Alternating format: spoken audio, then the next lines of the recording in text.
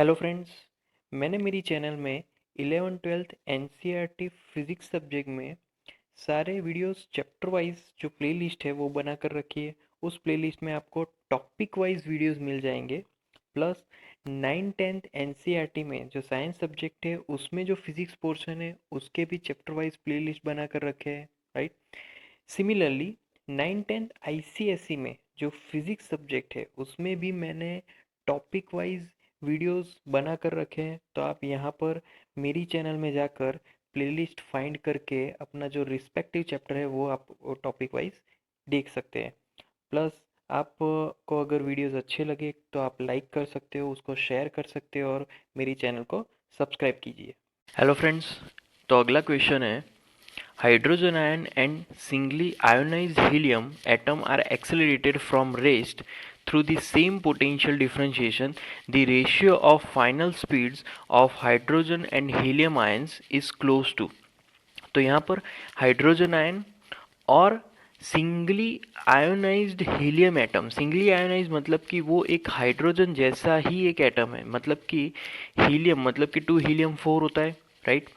But वो single ionised है, मतलब कि उसमें से एक इलेक्ट्रॉन मूव हो चुका है, बाहर निकल चुका है, तो उसके पास अभी एक इलेक्ट्रॉन रहा, राइट। तो हाइड्रोजन और helium, singly ionize helium rest पे, राइट, दोनों सेम पोटेंशियल पे रखे गए हैं। सो उनका रेशियो हमें फाइंड करना है, उनकी जो स्पीड होंगी उनका रेशियो हमें फाइंड करना है। तो पहले तो वैसा एक रिलेशन हम लोग देखेंगे। तो that relation is charge into V potential is equal to half M V square. मतलब कि ये एक stopping potential is equal to kinetic energy जैसी फॉर्मूला है, राइट। ऐसी फॉर्मूला हम लोग आगे पढ़ चुके हैं। अब यहाँ पर अगर हम लोग v को सब्जेक्ट बनाए स्पीड फाइंड करने के लिए, तो v इज इक्वल टू क्या होगा, under root 2 into Q into V upon M, right. तो ये स्पीड की फॉर्मूला हो गई। अब हमें यहाँ पर रेशियो फाइंड करना है।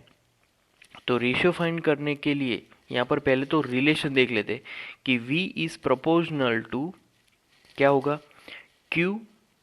Under root of q upon simply m, मतलब charge upon m, right.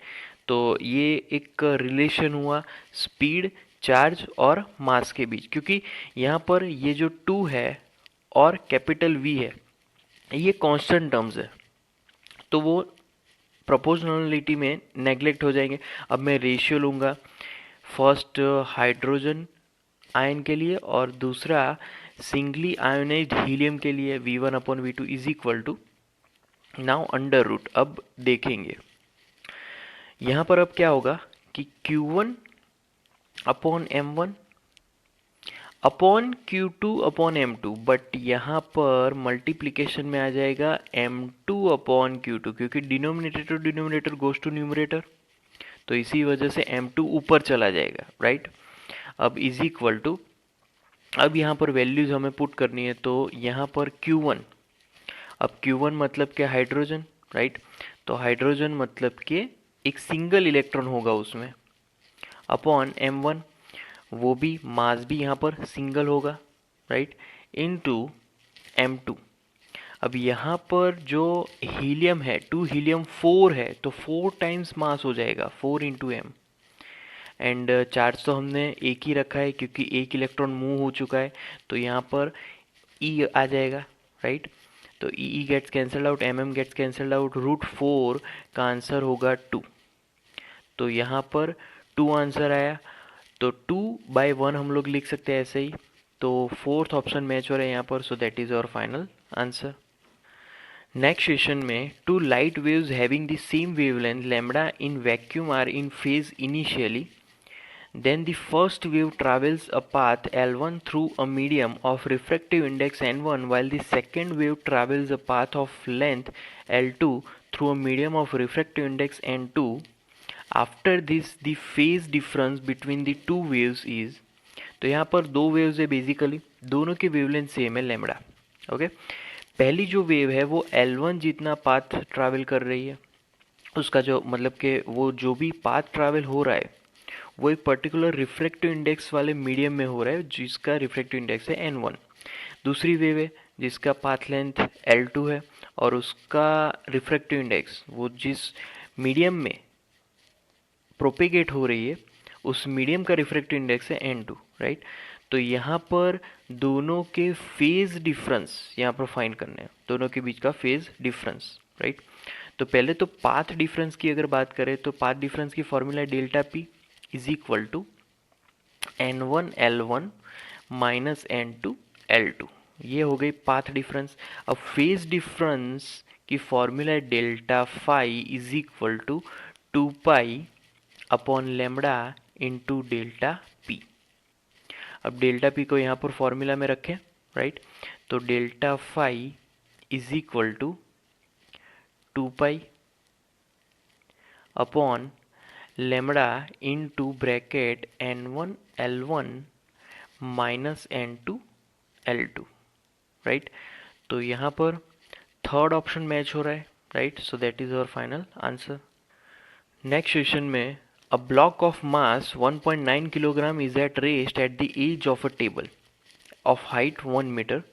A bullet of mass 0.1 kilogram collides with the block and sticks to it. If the velocity of the bullet is 20 meter per second in the horizontal direction just before the collision, then the kinetic energy just before the combined system strikes the floor is okay. तो यहाँ पर पहले तो एक block दिया गया है, तो यहाँ पर सिस्टम हम लोग बनाते जाएंगे, सिस्टमेटिक डायग्राम। तो ब्लॉक यहाँ पर है हमारे पास जिसका जो मास है दैट इज 1.9 kg। तो वो जो ब्लॉक है वो रेस्ट पे है, राइट। जो टेबल की एज पे ही है, मतलब कि अगर उसको कुछ पीछे से धक्का मिलेगा तो वो गिर जाएगा। अब जो ब्लॉक है उसको हमने टेबल पे रखा है और टेबल की हाइट है 1 meter. Bullet of mass 0.1 kilogram, तो यहाँ से एक बुलेट आ रही है, राइट। ये बुलेट आ रही है और बुलेट का जो मास है वो है 0.1 kg, okay. collides with the block and sticks to it. If the velocity of the bullet is 20 metre per second, bullet की वेलोसिटी दी गई है in the horizontal direction just before the collision, then the kinetic energy just before the combined system strikes the floor is okay. तो kinetic energy यहाँ पर हमें find करनी है कि जब फ्लोर पे दोनों गिरेंगे ब्लॉक और बुलेट, तब उसकी काइनेटिक एनर्जी क्या होने वाली है। तो पहले स्टार्ट करेंगे कंजर्वेशन लॉ ऑफ मोमेंटम से। Initial momentum is equal to final momentum, right. अब उसके हिसाब से 0.1 जो कि बुलेट का मास है इनटू उसकी velocity is equal to 2 into V, right. क्योंकि हमें यहाँ पर ये नहीं पता कि जो कंबाइन होने के बाद वो मास क्या होगा, क्योंकि 2 मतलब कि 1.9 और 0.1 दोनों का सम करेंगे, दोनों एक सिस्टम बन गई, तो वहाँ पर हमें 2 मिलेगा इंटू वी। तो दोनों का कंबाइंड वेलोसिटी यहाँ पर फाइंड करना है, तो कंबाइंड वेलोसिटी, राइट। तो यहाँ पर क्या होगा 2 is equal to 2 into V, 2 gets cancel out, so V is equal to 1 meter per second. तो combined speed v is equal to 1 meter per second मिलने वाली है, राइट। अब हमें फाइनल काइनेटिक एनर्जी फाइंड करनी है, तो final kinetic energy is equal to K E F is equal to M G H, क्योंकि कुछ हाइट से गिरेंगे, plus half M V square. तो ये कंप्लीट यहाँ पर फॉर्मूला हो जाएगी। अब टोटल मास जो कि है 2 किलोग्राम इंटू 10, हाइट कितनी है 1, plus half into 2 into 1, right. तो यहाँ पर 1 स्क्वायर आ जाएगा, राइट। तो 2 गेट्स कैंसल्ड आउट, राइट। अब 20 और 20 प्लस 1, क्योंकि यहाँ पर ये 2 इंटू 10 20 एंड यहाँ पर 1, तो 20 प्लस 1 बचेगा, तो 21 जूल। तो 21 जूल मिला, यहाँ पर फर्स्ट ऑप्शन के साथ मैच हो रहा है, so that is our final answer. Next question में a uniform magnetic field B exist in a direction perpendicular to the plane of a square loop made of metal wire. The wire has a diameter of 4 millimeter and a total length of 30 centimeter. The magnetic field changes with the time at a steady rate. dB by dt is equal to 0.032 Tesla second inverse. The induced current in the loop is close to, तो यहाँ पर induce current हमें find करना है, magnetic field B है, right. फिर यहाँ पर जो वायर हमने लिया है उसका डायमीटर दिया है, लेंथ दी है, और जो मैग्नेटिक फील्ड जिस हिसाब से चेंज हो रहा है वो भी यहाँ पर गिवन है 0.032, राइट। तो पहले तो यहाँ पर हमें चार्ज फाइंड करना है, क्योंकि करंट फाइंड करने के लिए हमें चार्ज पता होना चाहिए, इंड्यूस चार्ज। तो उसकी फॉर्मूला है D by D T into the bracket B into A square. मतलब कि ये फॉर्मूला बी इंटू एरिया जैसा है, बी इंटू ए, राइट, बा। बट यहाँ पर जो साइड है हमारी वो है ए, तो स्क्वायर की जो एरिया है साइड स्क्वायर होगा, इसीलिए ए स्क्वायर। अब यहाँ पर ए स्क्वायर कॉन्स्टेंट है क्योंकि साइड चेंज होने वाली नहीं है, कॉन्स्टेंट हम outside, so we are left with D B by D T, right. अब यहाँ पर अगर इंड्यूस करंट की फॉर्मूला लिखी जाए तो इंड्यूस करंट की फॉर्मूला है चार्ज अपॉन आर, राइट। तो चार्ज अपॉन आर तो is equal to A square into D B by D T upon R, जो कि रेजिस्टेंस है। रेजिस्टेंस की अगेन फॉर्मूला है rho L by A, right. तो rho L by A resistance की formula. अब यहाँ पर सारी वैल्यूज़ अगर रखे तो पहला तो ए स्क्वायर, तो साइड है यहाँ पर बेसिकली 7.5 होगा, राइट। तो यहाँ पर क्योंकि यहाँ पर जो टोटल लेंथ है 30 सेंटीमीटर को हम लोग यहाँ पर बढ़ा रहे हैं, मतलब कि 30 सेंटीमीटर टोटल वायर है उसमें से स्क्वायर बना रहे हैं, तो 30 बाय अगर 4 करेंगे तो लगभग 7.5 सेंटीमीटर उसकी लेंथ होगी, राइट। तो यहाँ पर आ जाएगा 7.5 इंटू 10⁻⁻² उसका स्क्वायर। फिर आ गया D B by D T, वो है 0.032, राइट, अपॉन रो डेंसिटी। तो यहाँ पर एक्चुअली ये रेजिस्टिविटी है, क्योंकि यहाँ पर रेजिस्टेंस की बात हो रही है, तो रेजिस्टिविटी इज गिवन 1.23 इंटू 10⁻⁸। फिर लेंथ भी गिवन है, कितना है 30 सेंटीमीटर।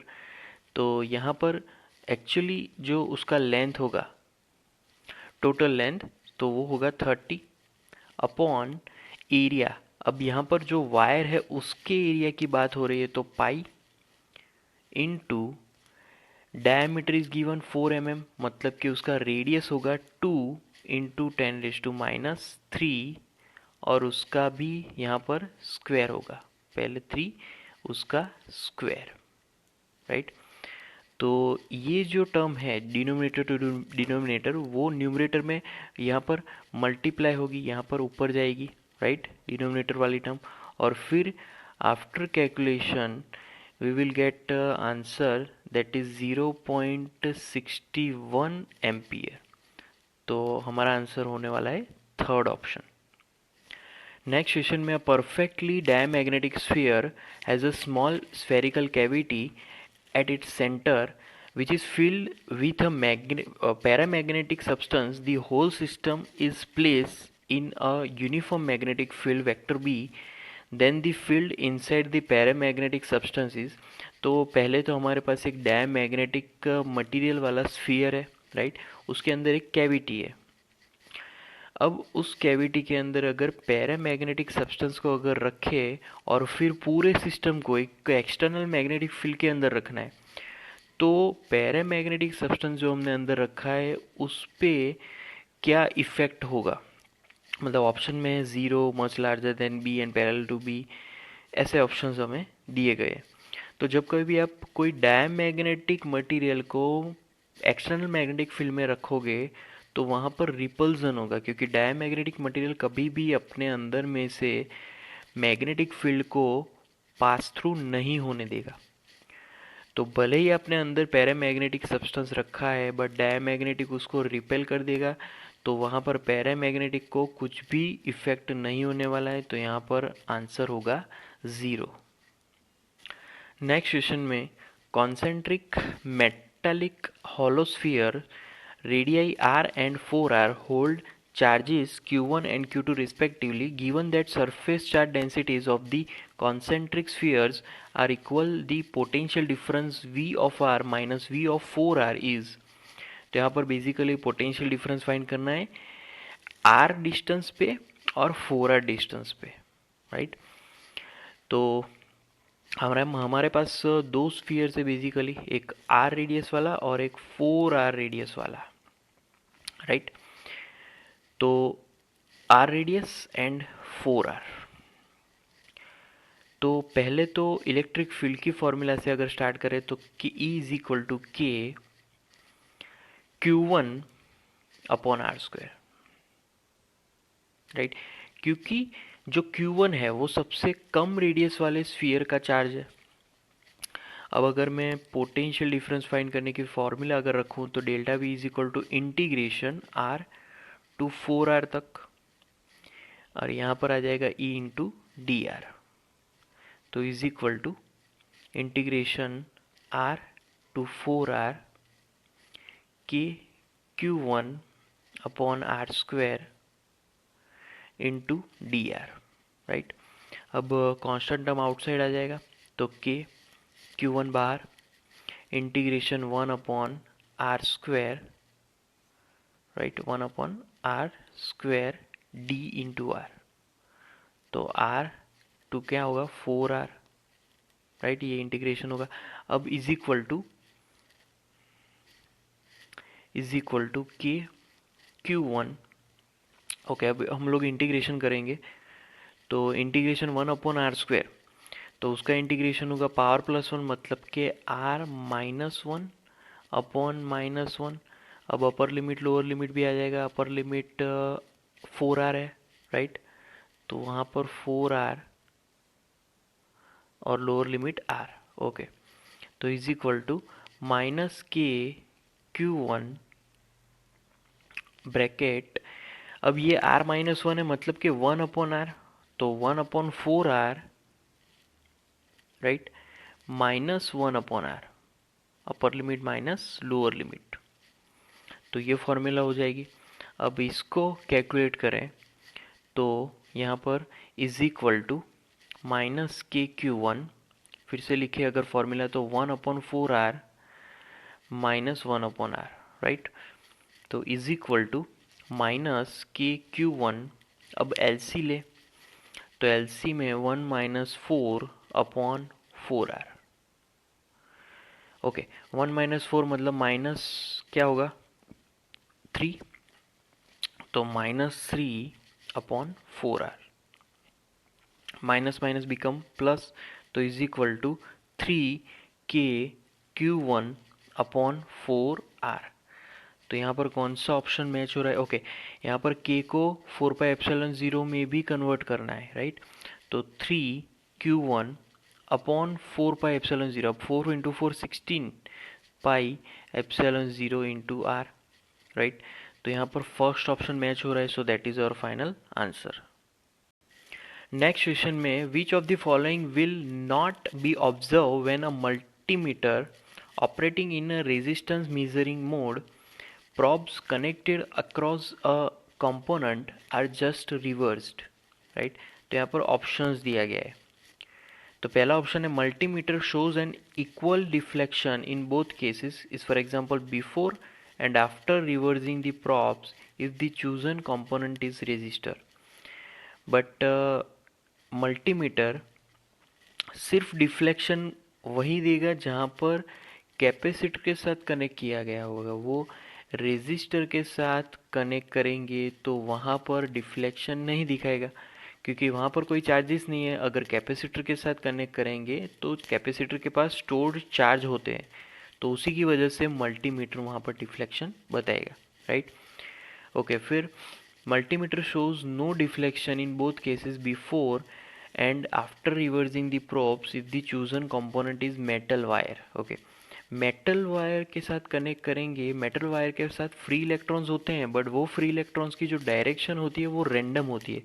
इसी वजह से सिर्फ मेटल वायर के साथ कनेक्ट करने से वहाँ पर कोई भी डिफ्लेक्शन नहीं होता है, राइट. फिर थर्ड में multimeter shows a deflection accompanied by a splash of light out of connected component in one direction and no deflection on reversing the probes if the chosen component is LED. तो अगर हम लोग LED को अगर negligible resistance के साथ assume करें, right, तो मल्टीमीटर वहाँ पर कोई डिफ्लेक्शन नहीं बताएगा कि जब हम LED को फॉरवर्ड बायस में कनेक्ट करें. बट जब हम लोग उसको रिवर्स बायस में कनेक्ट करेंगे एलईडी को, तब वो उसका ब्रेकडाउन वोल्टेज होने की वजह से वहाँ पर हमें लाइट दिखेगी. तो एलईडी नेग्लिजिबल रेजिस्टेंस को अगर एज्यूम करें तो वहाँ पर फॉरवर्ड बायस में कोई इफेक्ट नहीं होगा, बट रिवर्स बायस में वो लाइट शो करेगा, राइट. और multimeter shows no deflection in both cases is for example before and after reversing the probes if the chosen component is capacitor. हाँ, तो कैपेसिटर में यहाँ पर जो डिफ्लेक्शन होगा, राइट, तो डिफ्लेक्शन कैपेसिटर में दिखेगा क्योंकि कैपेसिटर के पास एक्स्ट्रा चार्जेस होते हैं, तो इसी वजह से वहाँ पर डिफ्लेक्शन होगा. तो यहाँ पर नो की जगह यस आएगा, बट हमें पूछा है नॉट बी ऑब्जर्व्ड, राइट. तो इसीलिए यहाँ पर फोर्थ ऑप्शन यहाँ पर मैच हो रहा है. So that is our final answer, right. तो यहाँ पर हम लोग मल्टीमीटर को रेजिस्टेंस के साथ कैसे भी कनेक्ट करें, बट वहाँ पर तो कोई डिफ्लेक्शन शो ही नहीं होगा क्योंकि रेजिस्टेंस एक करंट को रेजिस्ट करता है. तो रेजिस्टेंस की वजह से एलईडी कभी भी यहाँ पर मल्टीमीटर कभी भी डिफ्लेक्शन शो नहीं करेगा. नेक्स्ट क्वेश्चन में if minimum possible work is done by a refrigerator in converting 100 grams of water at 0 degree Celsius to ice, how much heat is released to the surrounding at temperature 27 degree Celsius to the nearest integer, right. तो यहाँ पर एक 100 ग्राम जो पानी है उसको 0 degree Celsius ice में convert करना है, तो सराउंडिंग में कितनी एनर्जी रिलीज करनी पड़ेगी. तो यहाँ पर हम लोग पहले तो डायग्राम ड्रॉ करें. तो डायग्राम में पहले तो हीट कहाँ से आती है और हीट कहाँ पर जाती है वो देख लेते हैं. तो यहाँ पर हीट एब्जॉर्ब हो रही है, हीट एब्जॉर्ब, राइट. तो कितनी हीट एब्जॉर्ब हो रही है, तो Q1 जितनी. यहाँ से हीट रिजेक्ट हो रही है, राइट. तो कितनी हीट रिजेक्ट हो रही है, Q2. तो बीच में जो भी प्रोसेस बचेगी वो सिस्टम पे हमें वर्क करवाना पड़ेगा, तो W जितना. तो यहाँ पर फॉर्मूला हमारी बनेगी W plus Q1 is equal to Q2, क्योंकि दोनों मिलके Q2 बना रहे. तो W को सब्जेक्ट करेंगे तो W is equal to Q2 minus Q1 आ जाएगा, राइट. अब यहाँ पर जो एफिशिएंसी की अगर बात करें तो उसकी फॉर्मूला यहाँ पर हो जाएगी, right, Q1 upon W. But यहाँ पर रेफ्रिजरेटर है तो यहाँ पर रेफ्रिजरेटर का यहाँ पर अल्फा होगा, कोएफिशिएंट होगा. तो alpha is equal to Q1 upon W, right. तो Q1 upon W is equal to W की अगर फॉर्मूला की बात करें तो Q2 माइनस Q1, ये फॉर्मूला होगी. तो इज इक्वल टू Q1 मतलब कि 273 टेम्परेचर के हिसाब से हमें लिखना है, क्योंकि हीट के हिसाब से यहाँ पर टेम्परेचर होगा T1 T2 minus T1, right. Theory में हम लोग पढ़ चुके हैं. तो इज इक्वल टू T1 मतलब कि यहाँ पर 273 0 डिग्री सेल्सियस, केल्विन में, राइट। T2 27 डिग्री सेल्सियस, तो 27 डिग्री सेल्सियस के हिसाब से यहाँ पर 300 माइनस 273, राइट। तो इज इक्वल टू, ये फॉर्मूला होगी Q1 अपॉन W की। अब मैं यहाँ पर सब्जेक्ट बनाऊंगा W, तो W इज इक्वल टू, यहाँ पर W को सब्जेक्ट बनाएंगे तो W is equal to 27 upon 273 into 80 latent heat of ice into 100 gram, right, into 4.2, right. तो यहाँ पर हमने कैलोरी में कन्वर्ट कर दिया, तो Q2 is equal to W plus Q1, right. ये फॉर्मूला है Q1, Q2 is equal to W plus Q1। तो यहाँ पर Q2 को सब्जेक्ट बनाएंगे तो Q2 is equal to W, इस कैलकुलेशन से हमें मिल जाएगा जो कि वर्क ऑन दी सिस्टम है, राइट।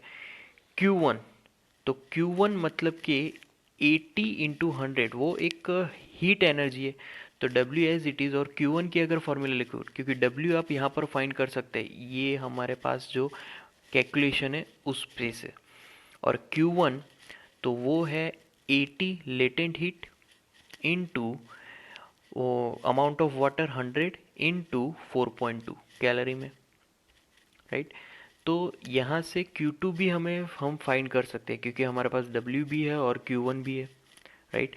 तो आफ्टर कैलकुलेशन Q2 की अगर बात करें तो Q2 is equal to 300 upon 273 into 80 into 100, तो यहाँ पर वैल्यू मिलेगी 8791.2, right.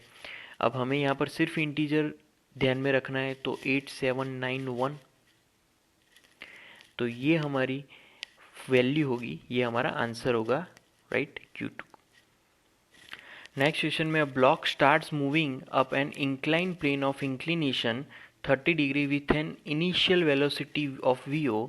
It comes back to initial position with velocity VO by 2. The value of the coefficient of kinetic friction between the block and the inclined plane is close to I upon 1000. The nearest integer to I is. तो पहले तो हम इसका circuit diagram अगर draw करें तो diagram के हिसाब से जो कि ब्लॉक है वो अगर वेलोसिटी से ऊपर बढ़ रहा है v वेलोसिटी से, और उसका जो एक्सीलरेशन है वो डाउन जा रहा है a1 एक्सीलरेशन से, तो यहाँ पर फॉर्मूला के हिसाब से a1 is equal to formula है g into sine theta plus mu cos theta, right. अगर सेम वे में दूसरा अगर डायग्राम ड्रॉ करें तो वहाँ पर जो वेलोसिटी है वो भी डाउन साइड आएगी और एक्सीलरेशन भी डाउन साइड, दोनों ही सेम डायरेक्शन में v एंड a2। तो a2 की फॉर्मूला यहाँ पर होगी a2 is equal to g bracket यहाँ पर sine theta plus mu cos theta, right. अब ग्राफ अगर ड्रॉ करें तो ग्राफ के हिसाब से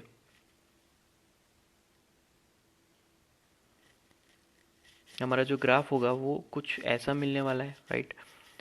तो यहाँ पर VO बाई 2, ये हमारा VO हो जाएगा, राइट। This is S। यहाँ पर ये वैल्यू, ये जो लेंथ होगी वो हो जाएगी VO अपॉन A1, राइट। और यहाँ पर ये जो लेंथ होगी ये लेंथ होने वाली है VO upon 2A2 second acceleration के लिए, यहाँ पर S। अब दोनों का ही एरिया सेम है, right. This is A1 and this is for A2। दोनों का ही एरिया अगर सेम है तो एरिया फॉर्मूला लिखे हैं तो हाफ बेस मतलब कि VO, फर्स्ट ट्राइंगल के लिए बात हो रही है, राइट। तो ये VO हमारी एक्चुअली हाइट है, VO इनटू बेस, तो VO upon A1, is equal to second triangle जो यहाँ पर बना है डाउन साइड, तो half into height V O by two into base V O upon two into यहाँ पर टू इंटू ए वन आ जाएगा, राइट। अब यहाँ पर उसको हम लोग सिंप्लीफाई करें तो सिंप्लीफाई में यहाँ पर मिलेगा 3 sine theta is equal to 5 mu cos theta. और अब यहाँ पर म्यू को अगर सब्जेक्ट बनाए तो म्यू इज इक्वल टू मिलेगा √3/5। तो ये हमारा ये जो आंसर होगा वो आंसर यहाँ पर इंटीजर अगर फाइंड करना है तो i/1000 करना है, तो √3/5। तो अगर i/1000 है तो हमें क्या करना है, √3/5 पहले फाइंड करना है। √3/5 अप्रोक्सीमेटली 0.3461 आएगा। अब अपॉन 1000 है तो अपॉन 1000 यहाँ पर है तो यहाँ पर इंटू 1000 कर देना है, तो वो ऑटोमेटिकली इंटू 1000 अपॉन 1000 हो जाएगा। तो यहाँ पर 346.1 आएगा, बट हमें तो सिर्फ इंटीजर चाहिए, तो इंटीजर वैल्यू इज़ 346। तो ये हमारा फाइनल आंसर होगा। नेक्स्ट क्वेश्चन में अ galvanometer coil has 500 turns and each turn has an average area of 3 × 10⁻⁴ meter square. If torque of 1.5 Newton into meter is required to keep this coil parallel to a magnetic field when a current of 0.5 ampere is flowing through it, the strength of the field in Tesla is. तो simply galvanometer दिया गया है, उसका जो coil है उसका जो turns है वो है 500, फिर एवरेज एरिया है 3 × 10⁻⁴, फिर टॉर्क भी गिवन है, फिर करंट भी गिवन है। तो यहाँ पर हमें स्ट्रेंथ फाइंड करनी है, मतलब कि मैग्नेटिक फील्ड। तो सिंपली अगर टॉर्क दिया गया है तो टॉर्क के फॉर्मूला से स्टार्ट करें, vector tau is equal to vector M cross vector B. So tau is equal to N I into A into B, क्योंकि ये जो फॉर्मूला है एन आई ए वो मैग्नेटिक मोमेंट की फॉर्मूला है। अब अगर वैल्यूज़ रखे तो टॉर्क की वैल्यू है 1.5, number of turns 500, current 0.5 ampere 0.5 into फिर बारी आती है एरिया, राइट। तो 3 × 10⁻⁴, राइट, इंटू बी हमें फाइंड करना है। तो after calculating we will get B is equal to 20 integer value. तो ये हमारा आंसर आया टेस्ला में। नेक्स्ट क्वेश्चन में when an object is kept at a distance of 30 centimetre from a concave mirror, the image is form at a distance of 10 centimetre from the mirror. If the object is moved with velocity 9 centimeter second inverse, the speed with which image moves at that instant is. Okay, तो यहाँ पर concave mirror है, object distance 30 centimetre पे था, फिर image जो कि form हो रही है मिरर से 10 सेंटीमीटर पे।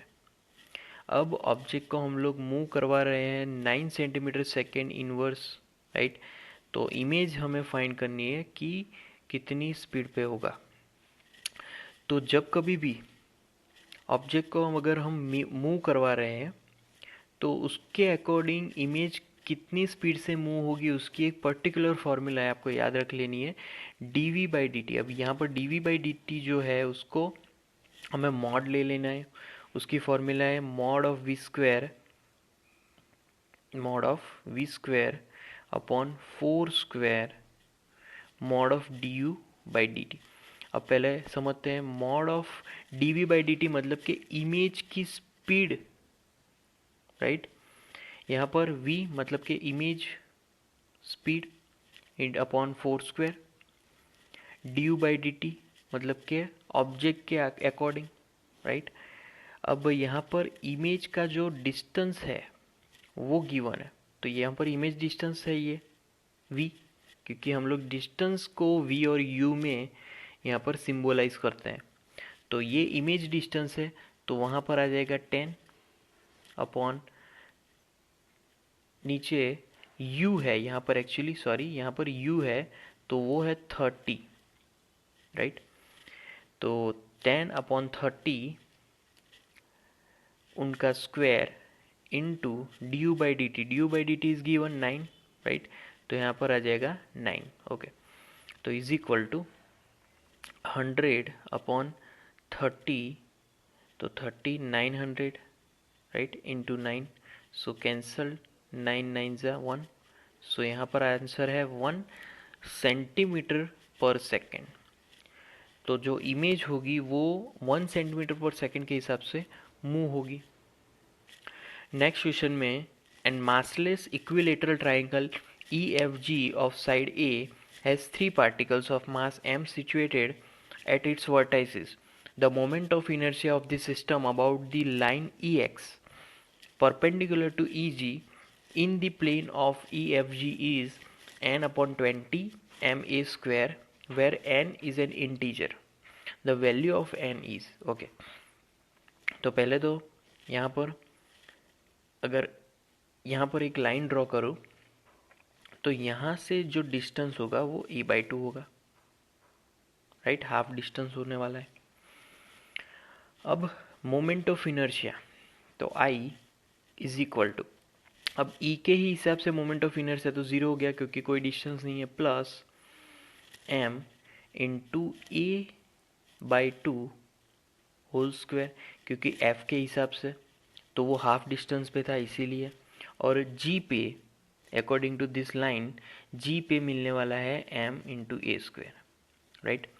तो यहाँ पर ma² प्लस ma², तो उसका आंसर होने वाला है 5ma²/4। अब 5ma²/4 उसको हमें इस वैल्यू के साथ कंपेयर करना है, राइट।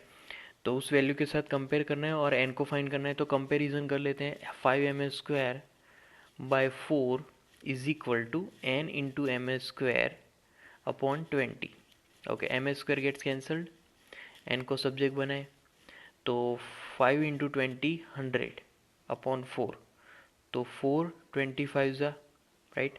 तो यहाँ पर 25 आंसर आने वाला है। तो n इज इक्वल टू जो इंटीजर वैल्यू होगी वो होगी 25।